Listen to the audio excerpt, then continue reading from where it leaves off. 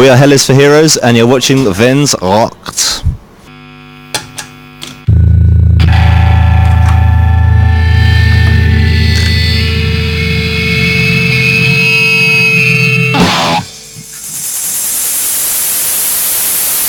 I'm Joe, and I play the drums. I'm Will, I'm one of the guitarists. Finn, I'm the bassist. We're from London, England, and we've been a band for 5 years, and this is our sort of second or third time in Germany. We've toured a couple of times before, just signed to Burning Heart Records, and we're releasing a second album this year, November time, early November, and yeah, it's really good to be back in Berlin.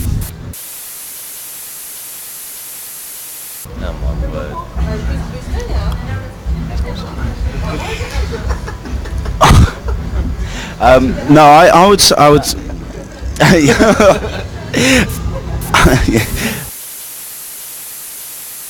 It's an emotional, passion-driven, fueled rock music, sort of with definitely an emphasis on sort of a melodic twist, but with sort of definitely a heartfelt soul to it, really.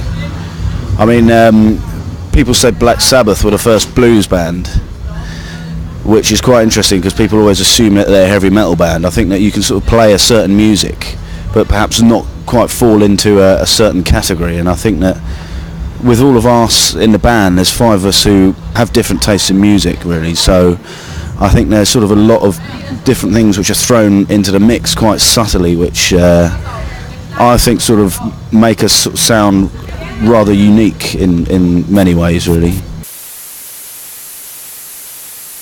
Quite often we'll come up with like an idea for a song pretty quickly, but then like before it becomes like a Hell Is for Heroes song, we seem to kind of deconstruct it quite a lot and kind of argue about it a fair bit and stuff, you know what I mean?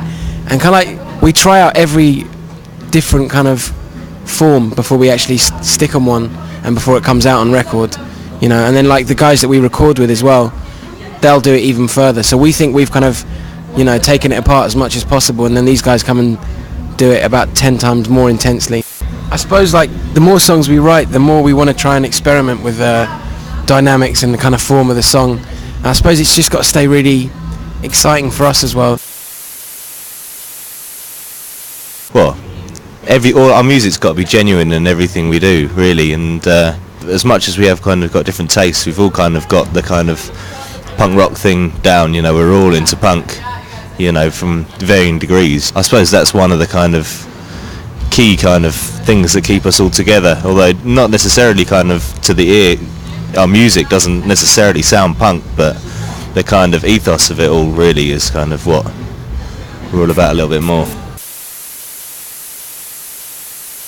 We have a friend who designs all of our t-shirts and he's done the vast majority of our single artwork and album artwork and things like that, and really that's kind of as far as it goes in terms of any premeditated look. We just sort of look to see what goes well within the 5 of us, and it's kind of quite a natural thing because this friend of ours is very sort of close. He's an integral part of our circle of friends anyway, and he knows us very well, so it's almost like he's an extension of what we do. Mine is a strobe. Distortion. Subwoofers. Oh. Whenever we finished the first album and it became obvious that we weren't going to make our second album on the same label, our only thoughts were to just get the second album out any way possible, you know, and the easiest way to kind of keep the most control and to get it out quickest was to do it ourselves. We were never a record company before this album, so we kind of didn't really know what we were doing, and it was a learning curve, but we didn't even try and release it ourselves around Europe. We just hoped that if we made an album that we liked and were able to put it out in England, then people would be able to pick it up, you know, via the internet or just via import and stuff. And that's kind of what happened. Some of the people that were helping us put it out in England passed it on to some of the guys at Burning Heart, who in turn kind of like just picked up the album and really liked it, and started sending us emails saying that they were interested in putting out the record as well. I just seem to remember whenever we were a bit younger, we were kind of mad into Epitaph, Burning Heart, bit of Discord, Victory and all that kind of stuff. So whenever like one of your favourite labels tells you that they like your record, it's kind of, oh my god, you kind of just feel almost a little more validated, for somebody whose opinion you respect so much, to all of a sudden say that you guys are pretty good. It's like, oh, wicked. It means so much more than, when EMI approached us, really, so we're just chuffed. Can't believe it.